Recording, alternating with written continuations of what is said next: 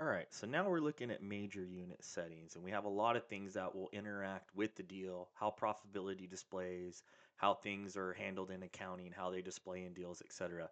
So this is a very important page to understand from the major unit side.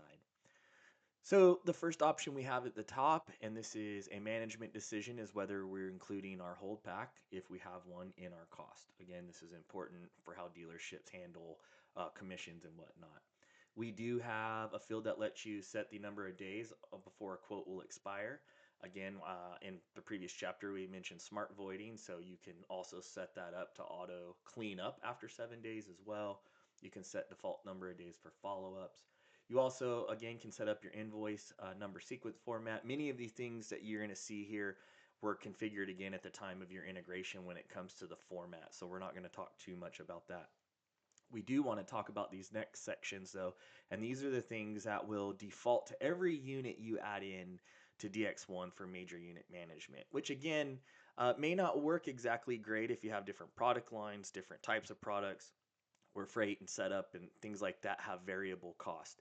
But in general, this is where you can come set a default dealership rate to make sure that something gets applied every time when a new unit is added to inventory. And in future chapters, we'll show you how you can set up the default freight and cost by body type and some other types of things. Okay, so here's where you would come to set that information for your default freight DSP. You could have a default freight cost, your other DSP, your other cost setup cost, etc. Here's where you can set your default pack amount. Again, things that impact how your commissions are calculated, how you do your accounting. And then in major unit management, we also have the ability to print a hang tag for a particular unit. And this is where you can come in and set a disclaimer that you want to show on the bottom of the hang tag for every hang tag. So maybe this again is your disclaimer. When you go to print major unit paperwork, you have a DX1 standard bill of sale that you can use. And at the end of the bill of sale, after all the sales deals and numbers are printed on the top, you also have the option to have an MU invoice message. And many dealers go in to add little things that they want to attach to the bill of sale. As you can see here, some initials perhaps, some disclaimer information related to your business, warranties, things like that. So this is an important section to make sure that you have set up properly. And again, it's probably already been set up for your dealership, but if you feel like it needs improving or some small changes, this is where you would come to do that. Additionally, we're going to come down into a lot more check boxes now. So let's kind of take a look at what we're seeing on this page. Again, a lot of configurations about how things show or are factored in the deal. And we know many of you have different feelings about this. So whether you want to do a trade-in value reduces a taxable amount, if you want to enable parts processing on MU sales, which most dealers want to. Again, you can see a large number of options here just by kind of looking at the screen. One interesting one here is smart price check. That'd be example if I want to have that turned on. What that allows me to do with inside a major unit detail when I'm adding it or looking at the details lets me have a little bit of an understanding of how I've priced my units and where they sit within the median per my region and other dealers and whatnot.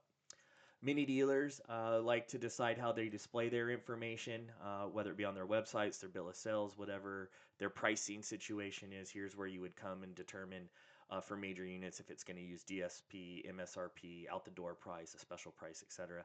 Again, when you set a dealership default, it does not mean throughout the system when you go in to add in a unit that you can't override that default and make a decision later on a particular unit.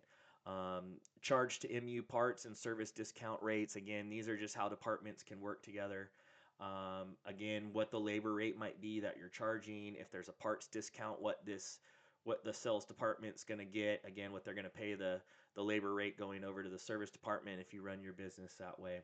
We have information related to website listings. So one of the strong points of DX1, hopefully that made you want to sign up, is the ease of adding an unit to inventory and then it automatically displaying on your destinations or your websites. And here's some check boxes that let you to decide how that wants to happen. Auto activate destinations, enable stock photos, always show freight, things like that.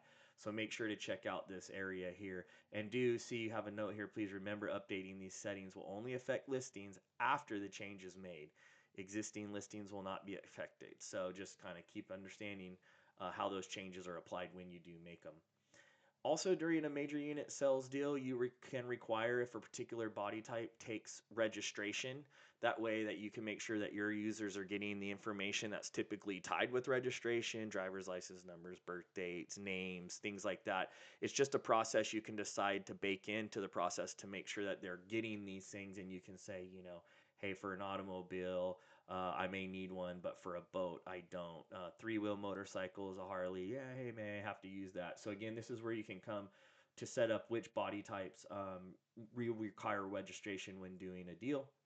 And then finally, we have a location list. And within different parts of DX1, service and major units, there's drop down options to say where a particular in stock unit is. And this is where you come to add those locations for both service and major units. So as you see here, we have some defaults in transit, storage, service department, showroom. We've added some of those in, and then I added a couple here, just an example, backlot or maybe my house for some reason. So this is just an area where you can go and put in that location for that list to use later. So not a very long page, but an important page. Again, I think the bigger things to understand, which are probably already configured for your dealership, are handled up here. But again, updating costs or freight as things move on in the business cycles are something you certainly will have to do. And again, you may need to configure this in a way to just get it especially tuned to your dealership. So hopefully that helps for major unit settings, chapter 2.